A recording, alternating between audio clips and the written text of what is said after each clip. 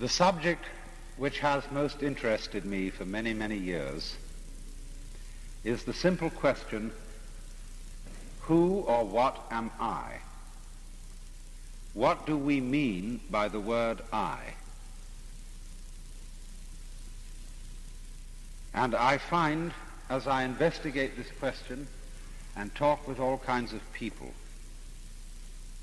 that generally speaking, the word I refers to something that we sense or experience as a center of consciousness and decision living somewhere inside a bag of skin.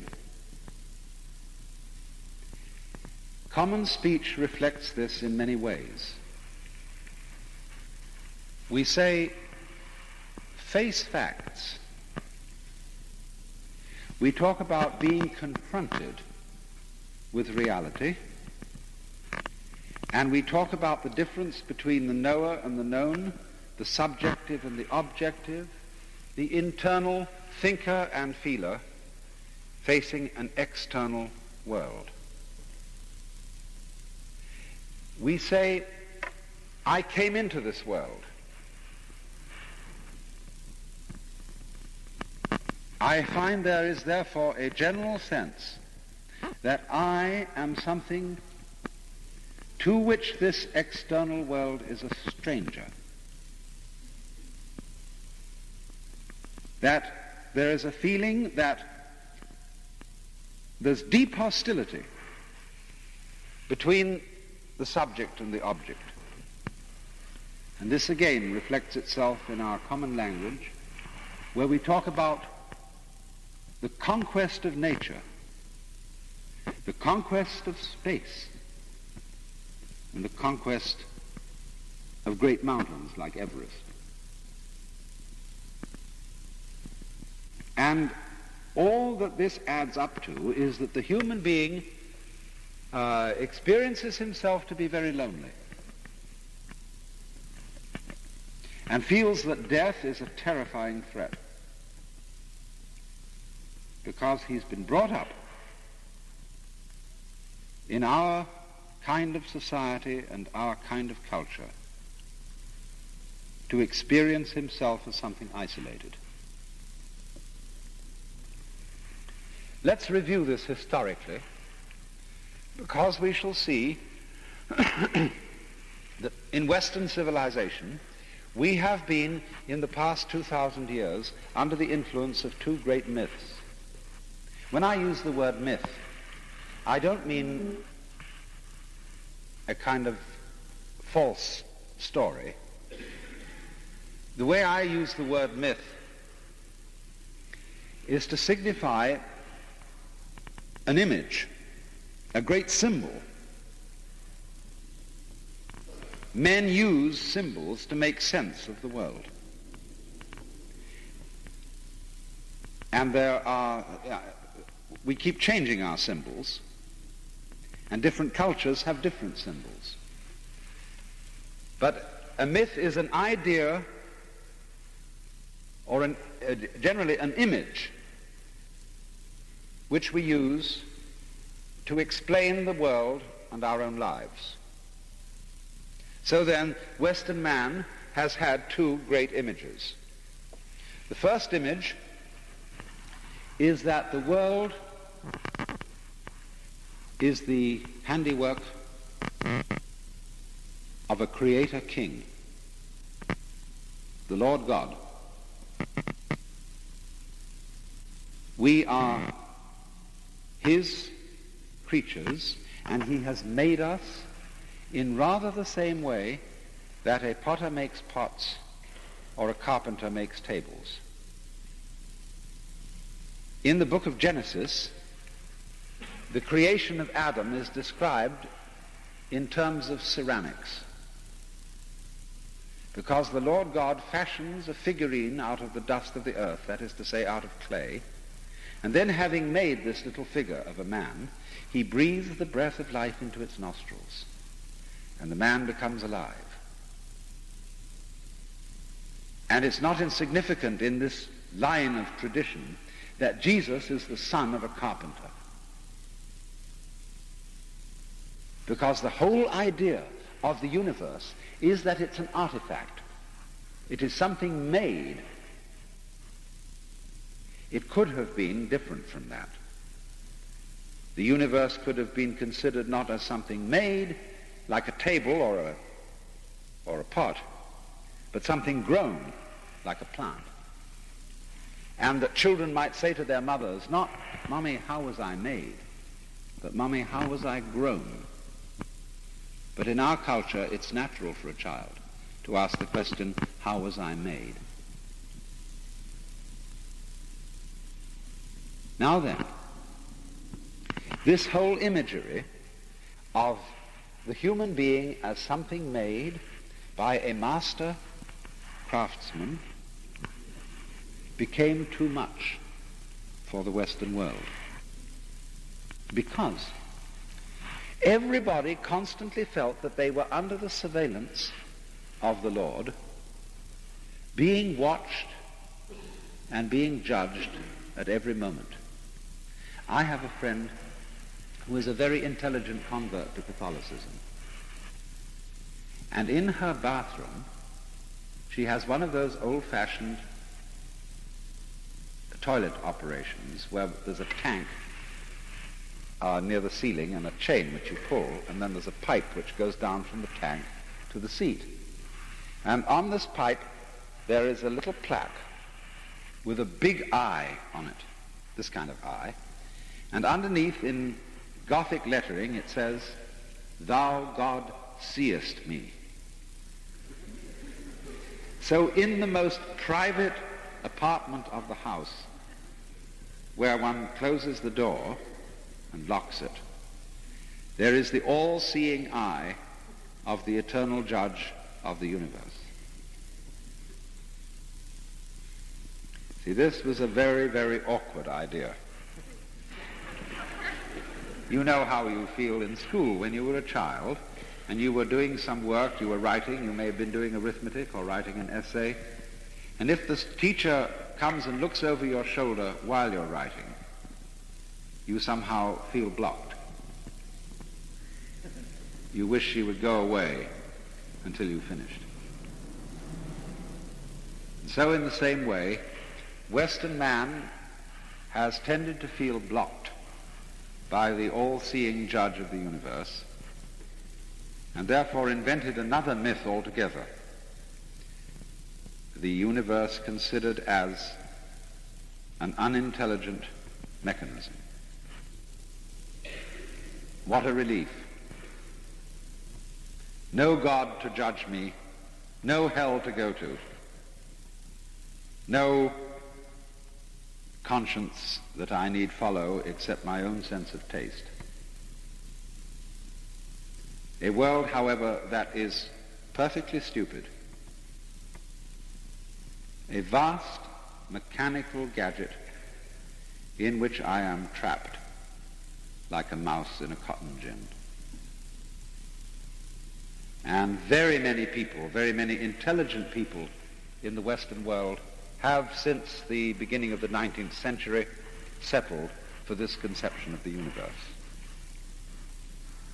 That it is an unintelligent mechanism, a display of blind forces in which human intelligence has arrived by the merest chance of natural selection and evolution, so that we are confronted with a system of stupidity called life,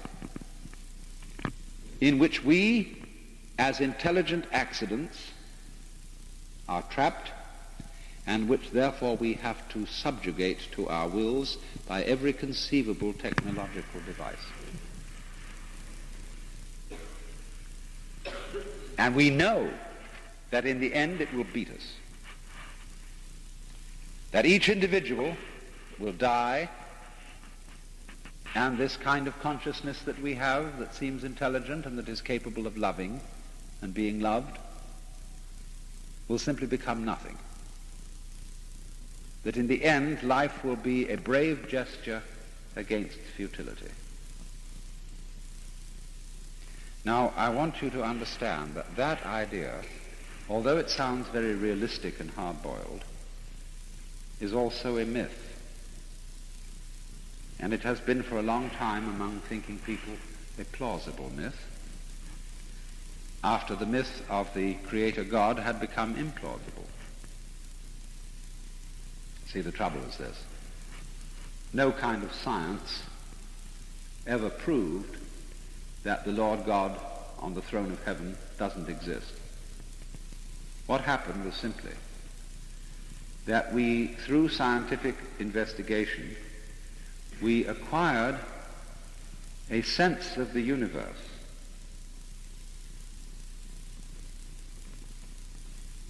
a conception of time and of space, which made the old-fashioned idea of the Lord God simply implausible. The universe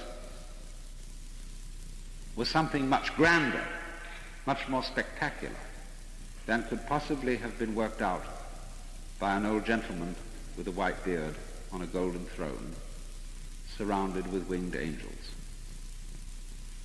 That was all. Besides, he was a nosy Parker, and we didn't want him. But the new idea that man, that intelligence and consciousness and love and so on are flukes in an utterly irrational universe, or rather mechanical universe, is simply to be understood as a reaction against the first myth. Because, as a matter of fact, the idea that man is a fluke in a mechanical universe is palpably absurd. But it has an enormous influence on the way we think, and above all, on the way we feel. I said we say normally, I came into this world. Why don't we say much more correctly, I came out of it? Because, you see, a human being is a symptom of the universe in exactly the same way that an apple is a symptom of an apple tree. When an apple tree produces apples, we might say, this tree apples, using apples as a verb. And so in precisely the same way that an apple tree apples, we are living in a universe which peoples. We are symptoms of the kind of system in which we are living, and our appearance in the system tells us about the system. That is to say,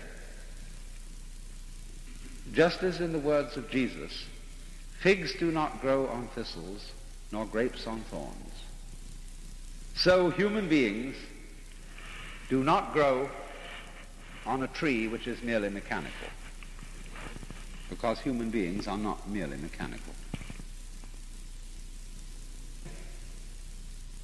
What we have to realize is that a universe which peoples is an intelligent, thinking, organic, living system. And furthermore, we are not just separate little islands of life and consciousness existing in this world,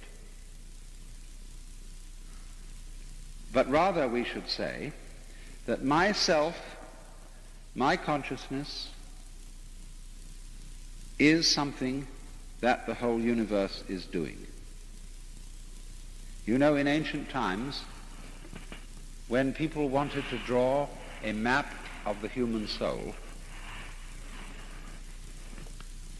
what they did draw was a picture of the universe as it was arranged at the moment when the individual was born. This was called his horoscope. The whole arrangement of the planets and the stars as they were then known, as they were at the moment of your birth. And this was supposed to be a picture of your character and of your destiny. Now, there was a lot of superstition in this, but one thoroughly valid idea, that the real you is not just something inside your skin. The real abiding you is all that there is. The works, as it is focused here and now, at a particular place and in a particular time, and we call this particular place and time my body, my organism. So your soul is not something inside your body. Your body is something inside your soul, because your soul is the total cosmos, all stars, all galaxies, the whole thing focused here and now at this moment. And just, I know you've had experience of this around here, that this may be an unfortunate illustration, but just as a tornado dips down out of the sky, here, then it withdraws, and then here, and then here, so in the same way, everything that there is dips down and becomes an individual, and then withdraws. That's what we call death, and it dips down again, and shall I say incarnates again, and it's doing it all over the place, as all us people, all us rabbits, dogs, cats, trees, mountains, stars, everything. But why don't we feel that way? Instead of having this feeling that I am a lonely little creature watching the world almost from outside and feeling that it's something with which I have to do battle. Well, the answer is we've been brought up the wrong way.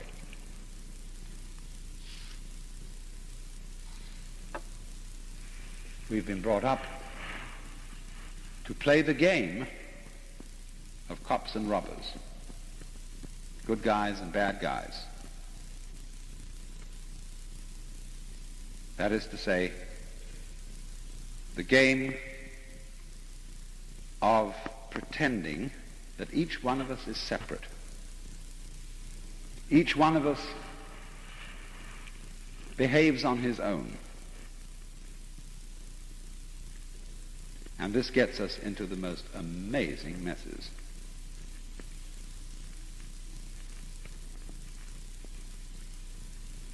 Think back to your own childhood.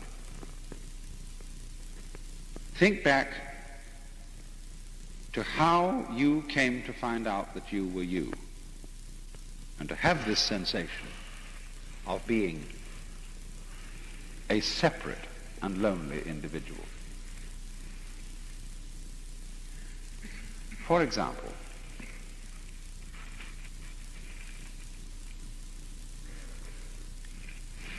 we are told by our parents that there are certain things that we must do. You must go to sleep. You must love your parents. You must have a bowel movement every day after breakfast. Now, what is the meaning of this word must?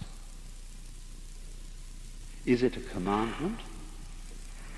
Or is it simply stating a set of affairs, set of conditions? To be human, you must have a head. Did you ever see people going around trying to have heads? No.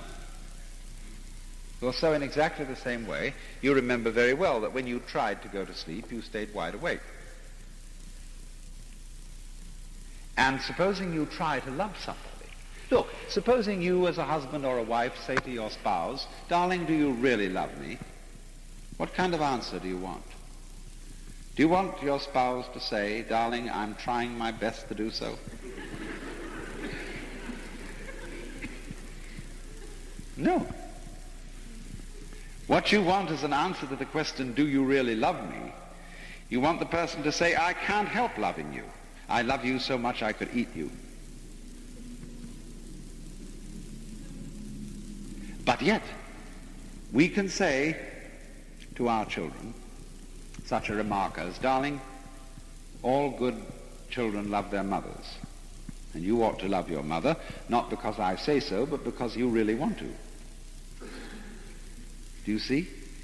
This is a request which says, I command you to do something which will be acceptable to me only if you do it voluntarily. And that situation is called a double bind.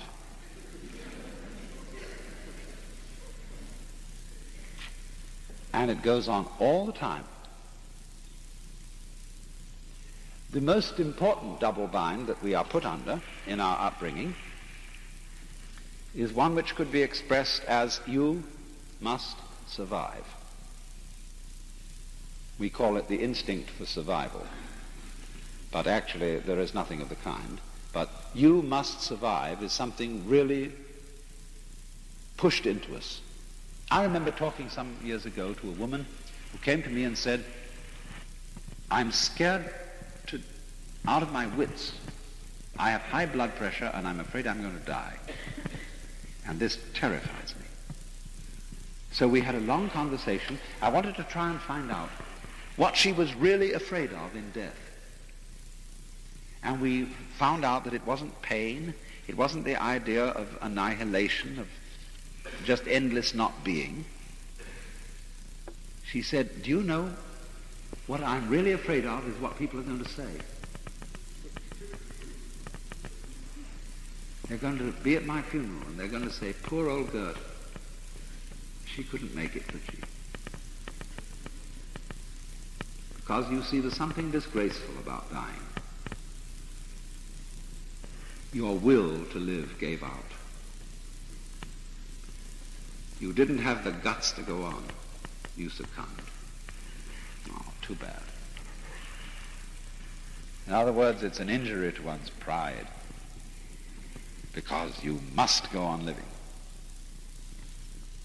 Now this is the double bind again, because living is a spontaneous process.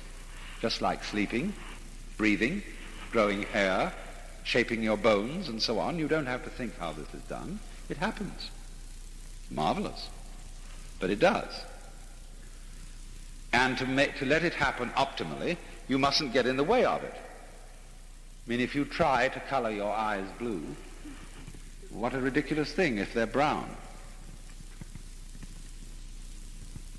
So living, you see, is something that happens of itself. The Chinese term for nature, when translated into English, means that which is of itself so, which happens by itself automatically, though not in the sense of a machine that's automatic. So if you tell the process of nature, the process of life, you must happen, it's exactly the same sort of thing as telling another person, you must love me. And if they try to obey that commandment, they put themselves into a state of contradiction. I am trying to love you means I don't love you. I am trying to go on living is also an approach to life which turns life into a drag. You know, there are a lot of people who would really like not to go on living and to commit suicide. But they feel it's their duty to go on living because they have dependents. They also feel afraid to die because the social injunction, thou shalt live, is so powerful. See, suicide is a crime in many countries and states. You must do this. So you see, you go on living desperately. It's so desperate that if you have terminal cancer, the doctors have to keep you alive. They keep you on the end of tapes and tubes and wires, a ghastly, tortured organism that must go on living. Because the doctor is out of role when he is faced with an incurable disease. He doesn't know what to do with it without breaking his code of ethics. Now, when we are in the state of mind in which we must go on living, our children, who are the alibis for this, that is to say, we feel we must go on living because we are responsible for bringing up the succeeding generations. But all we do by this is that they catch the same attitude from us. And they are going to drag on for the sake of their children, who are going to learn to drag on for the sake of their children. Well, isn't that great? This is simply a system of hereditary stupidity. Because, you see, children learn more from the adults' attitudes than they do from anything that adults say. We try to say the right things, but the way we actually live is what counts. So if we go on living under a sense of compulsion, must live, must get on, must earn that living, must make that grade, whatever it is, must look after the family, must be faithful to your wife, husband, or whatever. That's a mockery. And everybody knows it, but won't admit it. And that, you see, that double bind, you must love me, is the trap in which we live and constitutes the main cause for our feeling isolated from the rest of the world. I do not live, I do not feel that I live as an expression of the whole cosmos, just as a leaf or an apple is an expression of a tree. But I am taught to feel that I live in spite of the cosmos, only to the degree that I struggle against it to wrest my life from the soil and the waters.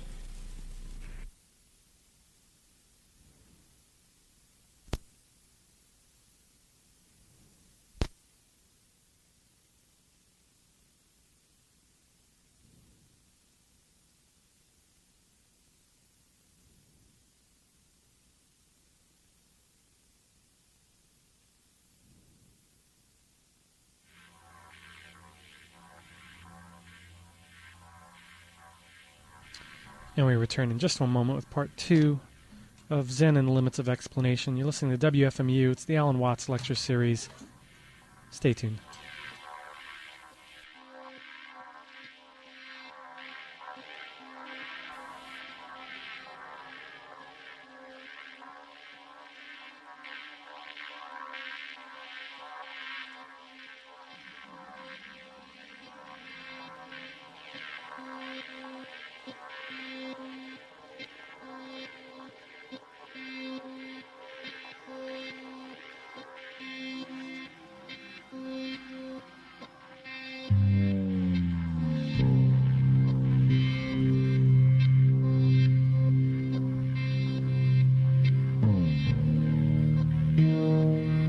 We breed a race of human beings, a culture which is, in technical psychological jargon, alienated, and which feels that it has a sacred duty to beat the physical world into submission. And the symbol today in Western culture, especially in the United States, of this state of mind is the bulldozer. I don't know how it is here in Michigan, but where I live in California, the bulldozer is ubiquitous. And this great, blunt, powerful, shoving thing it has on the front of it is knocking down hills, is putting flat, tract lots in the middle of mountains, and is the most aggressive, domineering symbol of man flattening the earth. I sometimes wonder whether that passage in Isaiah, every valley shall be exalted, and the hills laid low, and the rough places plain, is that a prophecy of something nice or a forecast of doom? The flattened out earth. No mountains, no valleys. How boring can you get? And the funny thing is this, that when people want to live in the hills, they want to live in the hills because the hills are great. They like the hills. But if by going and living there they destroy them, is that sensible? What eventually happens, of course, to all these tract lots in the hills is that the rains come and the houses fall down the slope because they've upset the natural balances of the area. They've torn off all the topsoil, scrubbed up all the brush and the vegetation, because that's tidy and neat, according to these people's notions. But all this sort of thing is a symbol of man at war with his environment, because he does not realize that his own physical existence includes the external world. Let me put it in another way. Your body is not just what is inside your skin. Your body includes what you call the external world. The skin doesn't divide you from nature, it joins you to it. Because the skin is simply a spongy, porous membrane through which you breathe and through which your nerve ends have contact with everything outside it. It's the bridge between you and the outside. And you on the inside and it on the outside always go together. You see, look, do you know the most fundamental, important thing in all metaphysics? You understand everything, all mysteries of the universe, if you just realize that every inside has an outside and every outside has an inside. They just go together. As do, incidentally, black and white, light and darkness, and life and death. They go together in the same way as the crest and the trough of a wave. Did you ever see a wave with a crest and no trough? Or a trough and no crest? Never was there such a wave. Did you ever see an inside without an outside? Could you have light without the contrast of darkness, or vice versa? Of course not. This is the simplest thing that everybody should learn before they learn 1, 2, 3 or ABC. But it's always left out. And you see, when that's left out, and you don't understand that black and white are brothers, they're inseparable although different. See, they're explicitly different, but implicitly one. If you don't understand that, you get involved in a game called, black might win. In other words, it would be easier for there to be death than life.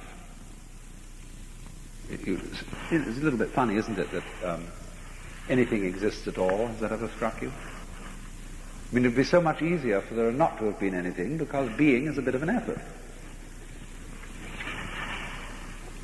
I mean, it would be a much more rational universe if nothing had ever happened. But as a matter of fact, that's an impossible state of affairs. There can't be nothing.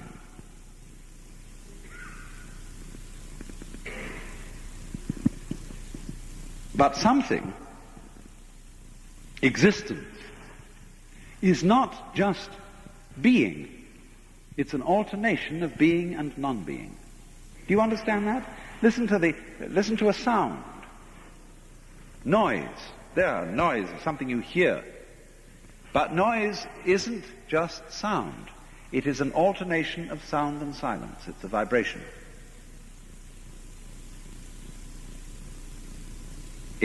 So now you see it, now you don't. And everything is that way. Supposing I'm sitting next to a pretty girl in the movies, and I put my hand on her knee and leave it there. In a short time she will cease to notice it. because it's pure being. But if I pat her on the knee, then she notices that she knows I'm still there, because I put my hand on and take it off, and on and off, and on and off, and on and off, and that's what creates existence. So in the same way,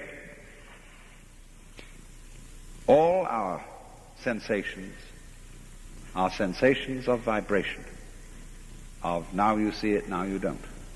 And these two together constitute being. Life and death, black and white, solid and space, something and nothing. But we play the game, you see, that nothing might win. Now when you see you've forgotten the connection between these two things, which is the secret, that Tweedledum and Tweedledee agreed to have a battle. When you've forgotten that connection and you are afraid that the black side may win, that everything may be lost, that all existence may plunge into the abyss of endless night, then you play the contrary game, but white must win. And that's where you get into trouble.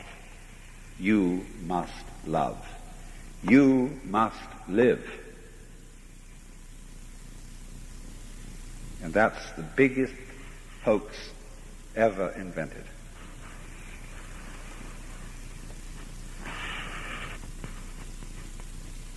And so,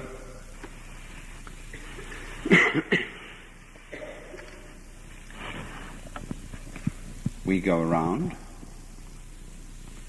doing battle against our own nature.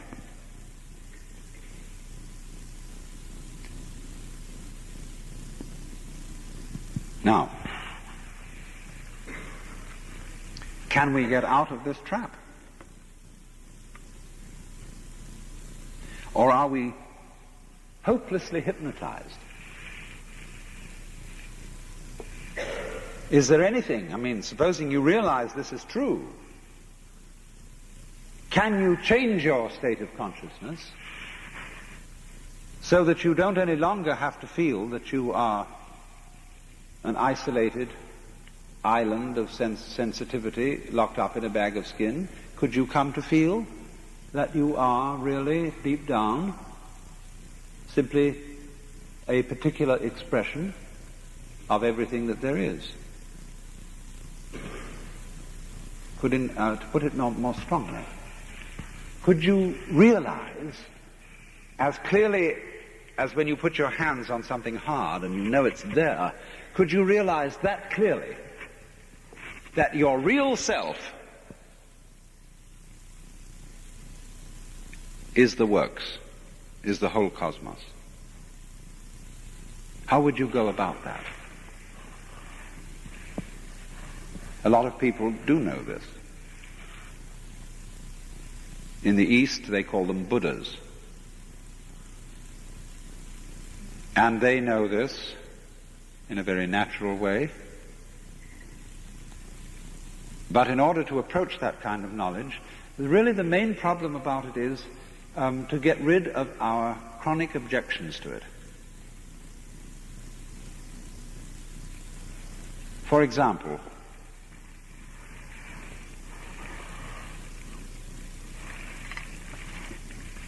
this is not something you know in quite the same sort of way that you know a thing you can look at from the outside, like looking at your own hand. See, the funny thing about consciousness is this: it's like the headlights of a car. The headlights of a car shine down the road, but they don't shine on the wires immediately behind the bulb that connects it to the battery. They don't even shine on the battery. Consciousness does not illumine its own origin. You are conscious, you are aware, but you don't know how. That's because consciousness looks out instead of in. But in just the same way that underlying your consciousness is the whole complexity of your nervous system, which is very much you, but you don't know it. So in just that sort of way, your essential self looks out rather than in. You don't feel it, just as you don't see your own brain. But there it is. And when you die, you go back, as it were, you are withdrawn into yourself. The place, the center from which you came out when you were born. And what happens once can happen again. Do you ever think it was funny to be born?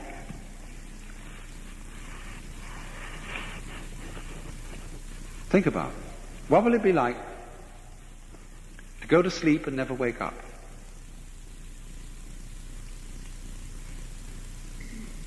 Think about that. Imagine it. To die. And that's that. Now, don't imagine yourself lying around forever in a dark room, buried alive, as in Edgar Allan Poe. No experience of darkness, no experience of anything, neither darkness nor light. I can give you an immediate illustration of that by asking you, what color is your head? From the point of view of your looking around without having a mirror near you. What color is your head? I can't see it. But do you experience darkness there? No. It's not dark. I don't have a black thing behind my eyes. I don't have a white thing. I can't get at it at all. It just has no color. You see? But it's a very lively thing, isn't it? You can't have any conception of it. But on this thing which you can't get a color on this depends all the colors you can see. So in the same way, when you're dead, you go back into this thing, which can't be seen and which can't be thought about. Because you see, the moment you think about, what will it be like to go to sleep and never wake up? There comes the corollary. What is it like to wake up without ever having gone to sleep in the first place? In other words, that's birth. Now you were born. You have no memory of having existed before. And what happened once can happen again. Doesn't matter how long the interval between is, because that won't bother you. If everybody on this planet is suddenly annihilated in a huge atomic explosion, well, maybe in several billion years, the human experiment will happen again in some other galaxy, and it'll feel just like we feel now. That's the way it works. Just as in a seasonal way, the apples come on the trees. But what we need for our health at this time is human beings who have the sense of belonging, who have the sense that they really do come out of this world. Because people who have that sense are, in a way, better fitted to live in the world than those who don't have it. They're better fitted to live because they respect their environment. They respect the earth as they respect their own skins. And you aren't fit to interfere with the outside world, and you must interfere with the outside world. There's no way of getting around that. But you aren't fit to interfere with it unless you reverence it. Unless when you build a town, you do it with love. Now, the striking thing about our countryside, Americans are materialists. Everybody says that. They're not. They hate material. Look at any American city, almost any American city, does it look as if it was made by people who loved material? No. It's a junk heap. It's a set of fronts down Main Street, and behind there are wrecked automobiles and shacks and junk of every conceivable description. The most fantastic example of this is Los Angeles. You can drive from central Los Angeles way out to Claremont, 40 miles to the east, and go continuously